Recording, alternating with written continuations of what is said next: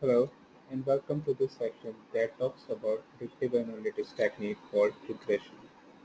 A regression analysis is a very popular technique used in analytical problem solving, and many business problems typically will lend themselves to a regression-based approach. Today in this section, we will see how to conduct a logistic regression using the software R. So I have a data set. We will take it as an example and learn how to conduct the logistic regression in R. The first step is to assign the working directory. Basically, working directory can be understood as the location where we will save our dataset files and scripts. So we will use the command setwd and the path. So I will run this command setwd. So I have assigned the working directory.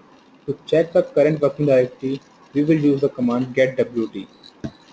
Here I will run it. Getwd. Here you can see the output. It's D drive, folder name is R training, and the directory name is logistic regression.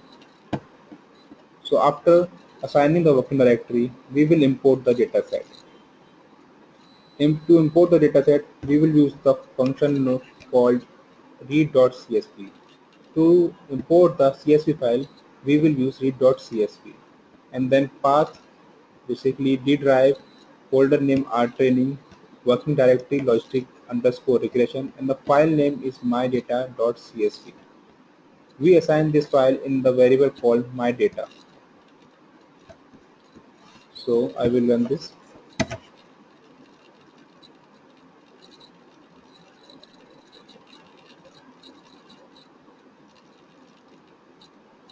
It takes time. Yeah. So file is uploaded. To view this dataset, we will use the command view parenthesis mydata parenthesis closed.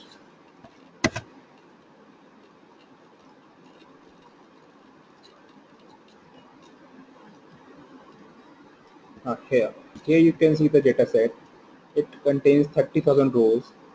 So in this dataset is a banking dataset where the dependent variables means target variables is card underscore offer. It is in a binary form, true and false. True means 1, false means 0. Basically, the problem statement is that the bank wants to offer some card to the customer. So they would like to know to whom they should offer these cards. For that, they have the customer details, customer ID, customer demographic slice, customer region, whether it is in west or east, add expenses, customer estimated income, customer holding balance, customer preferred customer probability on the basis of they have decided true or false, customer MP score, customer risk score, customer credimental, customer XCO score. So these are the variables. So now we have checked our data set. The next step is data exploration. In the data exploration, the first step is the structure checking. So we will check the structure. To check the structure, we will use the function called str. By applying this function, we will get the output like this. So basically, it tells us that the data set is a data frame which contains 30,000 observations and 12 variables. And the variables customer ID has a data type integer, demographic slice, data type is factor, estimated income, data type is numeric, card offers, data type is logical. So it tells us the structure of a data set. Now the next step is to check the missing value. Missing value basically are the NAs. You will find the NA in your data set. These are the missing values. To check the missing value in your data set, we will use the function called is.na. And to show the missing value column by column, we use the function call sums. I will run this. Here, no missing value present. It is a good news. So after finding the missing values, we will check the summary of a data set. Summary tells us What is the minimum value in the variable, what is the maximum value, what is the mean value, what is the median, what is the first quantile and third quantile. Basically it gives us the idea of a variable and the outliers in the variable. So I will run it. Here you can see in risk score the minimum value is 283.3, first quantile 609.3, median is 670, mean is 674.4, third quantile is 731, maximum value is 1050. So basically it gives us the idea of out the variable. After the data exploration, the next step is data preparation. The main manipulation and data set we done in the data preparation part. First, we will check the data set by using command head parenthesis open my data parenthesis close. By using head, we will see the top 6 rows of the data set. I will run this command. Here you can see the top 6 rows of the data set. Now, first step is to convert qualitative variables into quantitative variables. Basically, to build a model, we need numerics. So for that, there are few variables in a data set which contains qualitative variables, means in a character as in a letter. Here, one of the variable is country region, which has two values E and W. E means east and W means west.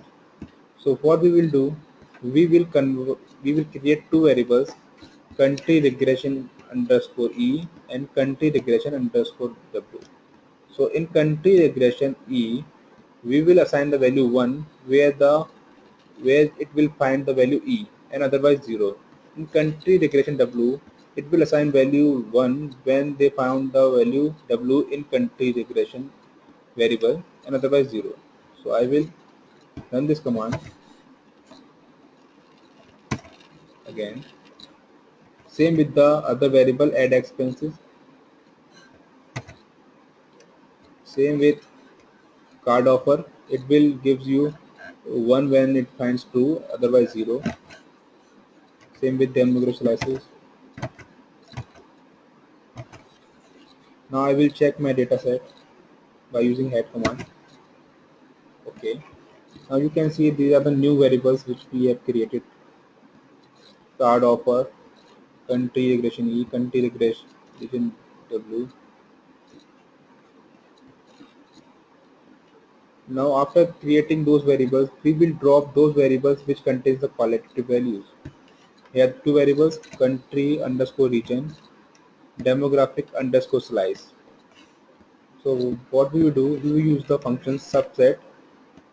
Subset basically reduce these two variables, demographic slice and country region. So we will create a now new data set, my data one, and check the new data set. Here you can see those two old variables are reduced in this new data set. After the data preparation part, the main part is do the split of the data set. We will split the data set into two forms, training data set and test data set. Training data set will contain 70% of the part of the data set and test data set contains 30%. It is not the standard rules. It depends upon the business problem. Training data set can be 60% or test data set can be 40%. It depends upon the business problem. So what we do, we will take a 70% of the sample data set. Basically, randomly we will pick randomly. For this, we will use the function sample. Here, I will run this command sampling, and we will check the length of sampling. So, 70% of 30,000 rows, basically around 21,000. So we'll check this rows. Yeah, it is 21,000. So now we have taken a sample. Now we will create training data set. We will use the dataset name my data one and sampling and comma. Basically sampling comma means total these are rows are sampling and comma means total variables. Now we will run this command and we will check the number of observation in training data set and row. Now it is 21,000 means 70% of the data set. Now we will create a test data set. Same data set name my data one minus sampling comma bracket close. Basically, it minus 30,000 minus 21,000 around 9,000. So we will check the observations. Sorry, just we have to sign this first. Yes. Now we have created our training dataset and test dataset. Next step is to check the response rate in full dataset, training dataset, and test dataset. Response rate means number of zeros and ones in your dependent variables. Our dependent variables is card underscore offer, where the value is true and false. We have converted into 1 and 0. 1 means true and 0 means false. So we will check what is the percentage of zeros and ones in this variable. So for that we will use the function prop.table. It will give the percentage of the zeros and ones. First we will run for the full data set. So it tells us that there are 85% zeros and 15% ones in full data set. In training data set it is almost similar, 85% zeros and 15% one. In test data set, yeah, it is almost similar, 85% zeros and 50% one. So basically we have done this to check out that we have taken a good sample from the data set if the values are equal of zeros and ones. After creating a test data set and training data set, we have checked the response rate in the test data set and training data set.